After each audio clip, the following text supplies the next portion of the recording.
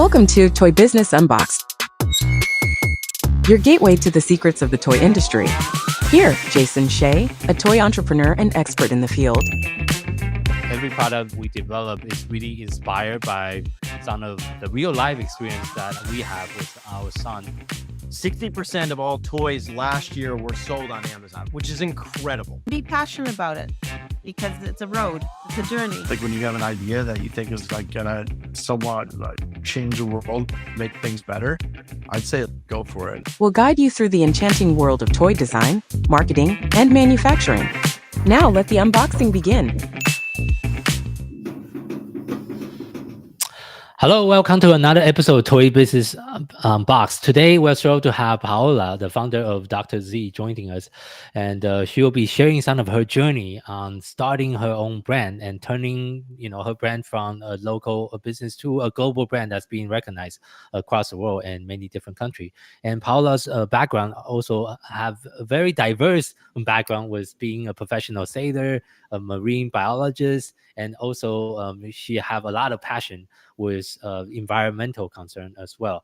And she tried to really embed that into every single aspect of her businesses. So thank you so much for joining us on the podcast today. Thank you so much for having me, Jason. Yeah, so first of all, I know, just like I mentioned in kind of mentioned in the intro, your background is very diverse and you have very, very like many different expertise and different professional experience. Can you kind of tell the listener how did you even started the brand Dr Z? What is the story behind the brand? So I started Dr Zigs because my youngest Ziggy loved bubbles. When they were a baby, when they were little. So as a toddler, they used to get crazy giggling fits about bubbles. And we made bubbles for Ziggy. And then we ran out of bubbles. And like probably every single mother in the world, I had a go at making some more at the kitchen sink, just washing up liquid and water. And of course, they weren't very good. So I was looking at buying some more, and all I could find on the market were these small plastic jars, you call them in America, tubs of bubbles, mass produced in China and shipped over in the UK where I was. Mm-hmm. And I thought there's got to be a better way to make such a beautiful toy. So I made it. And what was your background? Do you have any like chemistry background to come up with the right solution? Well, how do you even tackle that? Can we dive in a little bit deeper on the struggle that you face when you try to create your own like bubble from scratch? So I guess that's the thing when you say I've got a diverse background. Yeah. I think like many entrepreneurs, I'm quite dyslexic. I didn't do brilliantly at school, and I tried many, many things. So I excelled at, I loved working for myself, and I excelled at doing work that was quite hands-on. Mm-hmm. I loved the sea. I grew up by the sea. Mm-hmm. And I was passionate about the environment and the marine environment in particular from a very young age. Mm-hmm. So I grew up in a small fishing village in Italy, and as most places on the coast in the Mediterranean, quite self-sustaining. And when I was about 9, there was a spill, which meant that it affected all our seafood. And the whole culture is built around the seafood, and suddenly we couldn't eat the seafood. And I was outraged. I was like really angry how this could happen. And affect our whole community. And I just thought it shouldn't be allowed. It just shouldn't be possible for something so beautiful and pristine. And, I used to see seahorses and beautiful, diverse species in the water. And this slowly petered out in my time there to starfish. There are no seahorses there. And to see a species disappear and be affected by it at a young age, I think was really pivotal for me in what I was going to do. And I wanted to study oceanography and I wanted to do science, but I was dyslexic. So this idea of academia seemed completely out of reach to me. And it was very much associated with being not very clever. You know, if you're dyslexic, therefore you're maybe stupid or maybe not smart. And anyway, so I didn't want to hear any of this. So I kind of ended up running away to sea. So I followed my passion, so the ocean and the marine environment, and I took up sailing. And I was very lucky to be able to travel quite a lot, delivering boats and working on yachts and doing a lot of sailing. And again, my experiences in these marine environments really impacted me. And specifically, what really hit me was sailing across the Atlantic and seeing a bag of rubbish, like a black bag of, and there was so much stuff in the middle of this pristine wilderness that it was really shocking to me. So this was a real passion I had. And eventually, actually, I did go to university, and eventually I did do my degree after the children were born, and ended up graduating, did my master's in marine conservation. So I kind of did it the long way round, if you like. And then when Ziggy was a baby and loved bubbles, I guess this brought all my passions together. The ocean is filled with bubbles.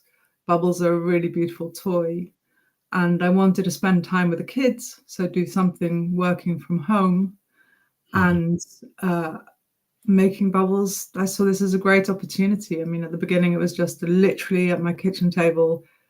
I spent £20, which is probably around, I don't know, $17 on bottles and stickers. And I sold my first batch out of the boot of my car. So it was very much a teeny tiny step that then has turned into the business that it is today. Yeah, and I think that thank you so much for sharing that story. And I think that also, you know, it makes sense why your brand is like so focusing on sustainability. And I think I also want to kind of talk about the uniqueness of the bubble that you have compared to everything else in the marketplaces. So can you also elaborate on how your product is like plant-based compared to all the other product in the marketplace? Yeah, so it's just that. So from the very outset, the toy, for me, the bubbles had to be as sustainable as I could possibly make them. And each part of that has been a huge journey. So at the beginning, I started off using plastic bottles I could find. And then quite quickly, I knew I wanted to use recycled plastic. So I started very much with each tiny piece of this toy, of my toys, is thought out. So now, for example, we do have plastic bottles, but these are 100% recycled plastic. So, but this took a long journey until you can have the volume where you can actually command that material. And things are getting much, much easier now. So you've got to bear in mind, I've been doing this for like 12 years. And at the beginning, when I talked to suppliers about plant-based inks for my printing, they had no idea what I was talking about. You know, it was not something that was possible. Whereas now it's fine. We can get plant-based inks, and it's the same with the plastics. And for a long time, I was really aware that the bubbles are made from surfactants, so soaps. So basically these, most children or most people have done some experiments with surface tension. So where you fill a glass of water and you see this lovely kind of bump where the water is holding itself really, really tight. And then you add a drop of soap and suddenly it overflows. It loses its surface tension. So that's what we're doing with soap. We're kind of adding something that will let us stretch water. Now, most of our surfactants in the modern world are made from petrochemicals and are not biodegradable. So this is something I was aware of increasingly as I, the more I explored these bubbles and, how can I make them better? And it became imperative to me that I could find something that was petrochemical free and biodegradable, that I could be happy making bubbles, knowing that these were not going to harm the planet or the children in any way. So I sponsored, because I'd come through university, I had an awareness of what talent and resource university was. I managed to sponsor a chemistry master's and then eventually a chemistry PhD. And 10 years later, I managed to make some giant bubble mix. So this is high performing bubble mix using plant-based surfactants. And for me, this is huge. It's been something, it's world leading, and I find it's something that brings me joy every single time I go out to make the bubbles, and I know I can feel good about this product. Yeah, and one more thing I want to mention that you brought up in the pre-interview, you mentioned your bubble mix can also pollinate flowers as well. Yes. Can you also elaborate that, please? Yeah, so well, I make different toys. So I'm a toy inventor as well. I love to create, what can I make with these bubbles? It's kind of constantly I come up with these great ideas. And so I make bubbles that are giant and huge. And then I make bubbles that you can freeze, so frozen bubbles. So I've made a bubble mix, whereas most bubble mix will freeze when it's like super cold, like 28 degrees, North Canada. I've made a bubble mix that will freeze when it is, sorry, not 28, when it's like you're super cold. 28 is when it's difficult for me in Fahrenheit. So normal bubbles freeze at -20 centigrade. So in Canada. Whereas my bubbles will freeze when the frost is just on the ground. So it's at 0 centigrade or -2, if you like, when they're just frozen. So that's something I've come up with. And then, yes, I made a bubble mix that can support and deliver pollen so that the children can use to pollinate flowers. That's incredible. So how does that even work? It's a very little kit, so I can talk about the packaging as well, because that's part of the whole sustainability journey. Yes. But, so it's the kit comes with a little paintbrush, and an instruction booklet, and a straw, and a little pot that you use to collect pollen. And the booklet's got loads of information on how to use the kits, and it's quite educational. So it's got information about our pollinating species and pollination and the science behind it and how it works. And it's kind of an activity that empowers children, because children know exactly what's going on in the world. They know the bees are in trouble, and this is a way that they can get involved and help. So they get their little paintbrush and they can go up to any flower. And this is a really interesting way for children to learn about different species, because every flower and every species of flower will have a different method of pollination and reproduction. But most flowers will have the stamen, and you just go in and you kind of tickle it in the middle, and you'll take the pollen off with this. You tap it into your little pot, and then you add our special pollinating bubble mix that I've got here. So this is very, this is where the magic is. So it's in the bubble mix. It's kind of very simple, but it can support pollen without destroying the pollen. So it can actually effectively deliver the pollen. So you mix it in, and then you dip your straw in your mix of pollen and bubble mix, and you go around the world blowing bubbles. Wherever these bubbles touch the flowers, they will then pollinate the flowers. So it's an educational, fun toy that really can help the kids get engaged and feel empowered about making a difference in their world. For sure. Yeah, thank you so much for sharing that. That's really very, very unique. And I think running an ethical business that goes beyond just the product It's like I can see the passion, and the when you are describing all the product that you invented, you really try to incorporate as much of the sustainability aspect into your business as possible. But being a eco conscious company in the industry where sustainability isn't always prioritized, like what kind of challenge have you faced so far? Well, I think often the price point has often been I cannot compete with China. I don't want to compete with China. That's not what we're about. So it's not about adding to the problem that we have of this consumer society. So that is sometimes a problem with the big buyers. However, having said that, there is a change. There is a huge change. And we're having more and more people that are coming to us because they know that we have to change. As a society, we have to change. I mean, the fires in California, the huge floods, it's affecting all of us now. And we are all very aware that we have to do something. And as this change is starting to be, legislation is also coming in. We can provide a solution to shops and retailers who need to provide their carbon footprint. They need to, there's a talk of carbon tax coming in. So they need to have products that can meet these sustainability demands. And we've got that ready. So the world is catching up with us. Yeah, definitely at the leading front on that aspect.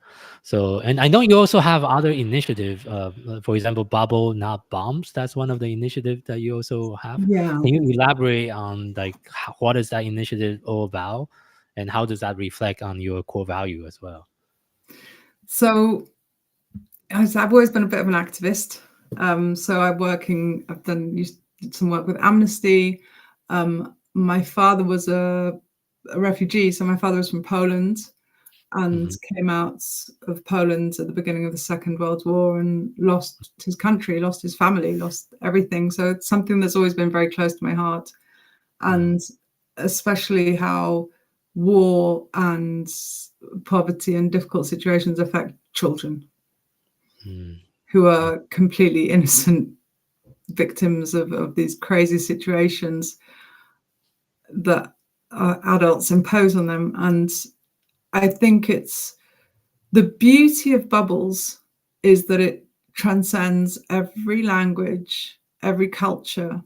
Wherever you go in the world, a child will understand a bubble and will want to pop it or play with it. There is no language barrier, there's no culture barrier, it's just instant fun. And you can change a situation within a split second with a bubble. You just blow a bubble. A child's crying, you blow a bubble, and suddenly they're like, "Whoa, what? What's happening?" And it just changes mental states. And I think I love the magic of bubbles and the power that these bubbles have. And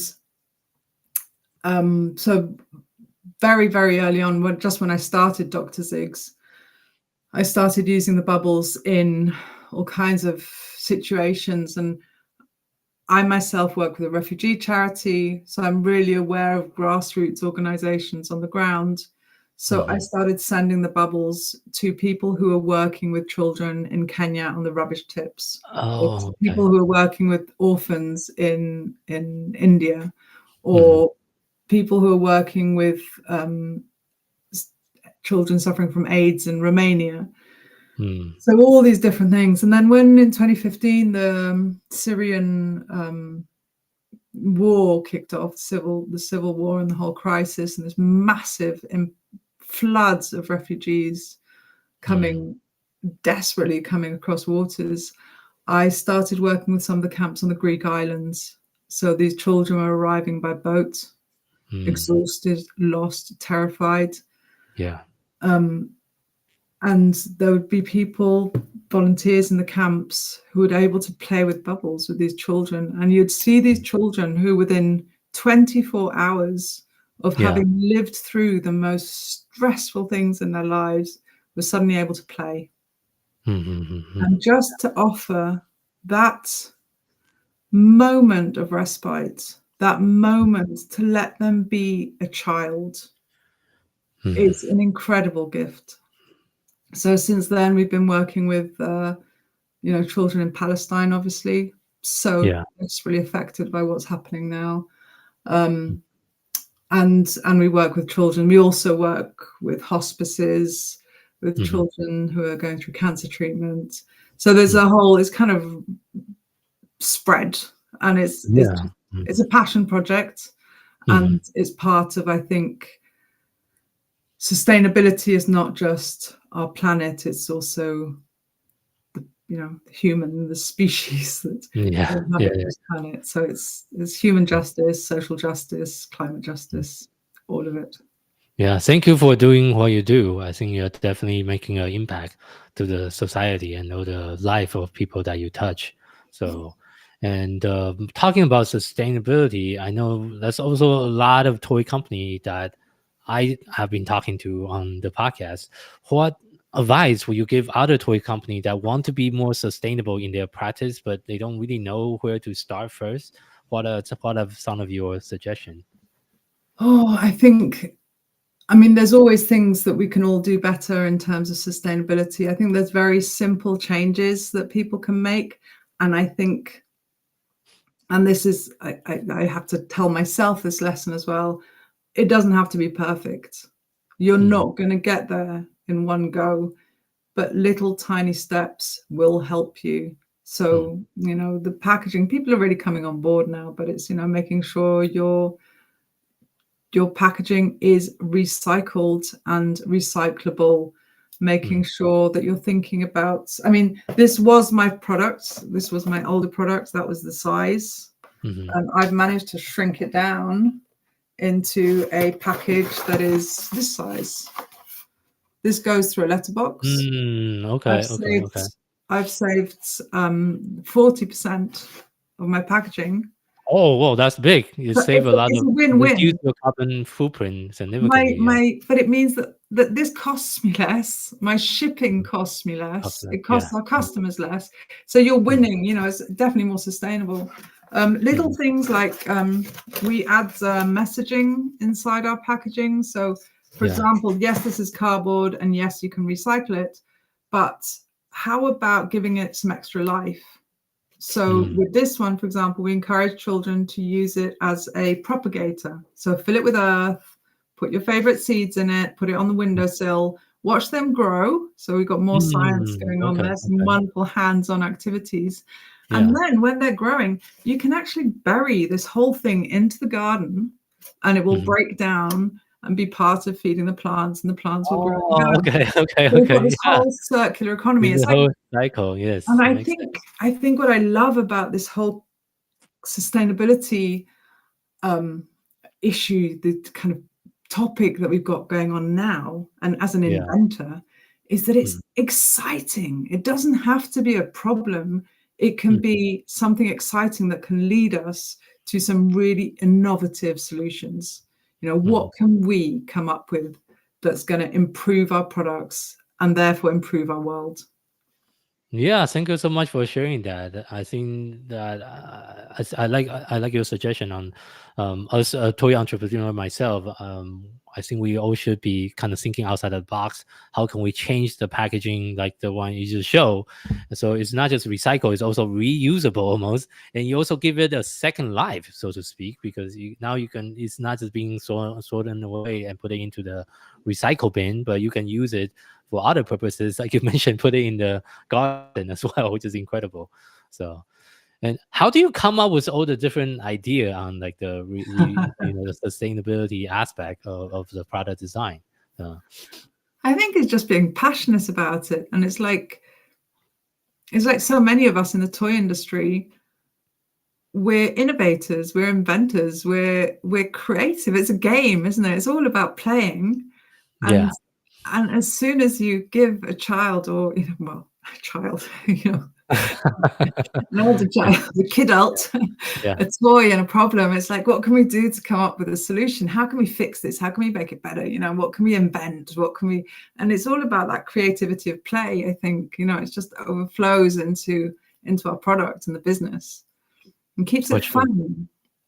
For sure, yeah, that's very important to think and look at our business from a different perspective, and how can we kind of give back. And thank you so much for sharing all the different initiatives that you are currently doing through your the different initiatives you are doing, and also the sustainability of your business. I think it's really making a huge impact to the rest of the world as well. And as well, kind of wrapping kind of today's interview, if you had to share just one piece of advice with someone that's getting started in the toys or game industry, what would that be? Have fun. Go for it and just have fun. Okay. And buy some bubbles and play with them, and that will inspire you to have more fun and create more. I see. Okay. Thank you so much for that piece of advice. And for people that want to find a little bit more about your company and yourself, where's the best place for people to find you online?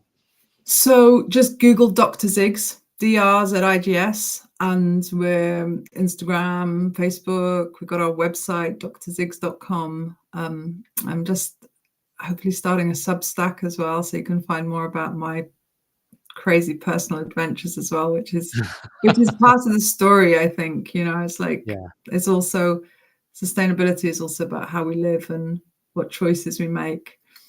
So just Dr Zigs anywhere and you'll find us. Okay, perfect. We'll make sure we put that in the show note. And for our listeners, thank you so much for tuning in to today's episode of Toy Business Unboxed podcast. We hope you have enjoyed the conversation and find it insightful and inspiring. If you like what you have heard, be sure to subscribe to our podcast on your favorite platform so you never miss an episode. We really appreciate your support and would love it if you can leave us a review and share the podcast with your friend and colleague. For more resources, tips, and the latest update within the toys and game industry, visit our website at toy-launch.com. Join the conversation and connect with us on social media using hashtag Toy Business Unboxed. We'd love to hear your feedback and suggestions for future episodes. Until next time, keep innovating, keep creating, keep bringing joys to toys. This is Jason Shea signing off on the Toy Business Unboxed podcast, and we'll see you in the next episode. Thank you so much, everyone.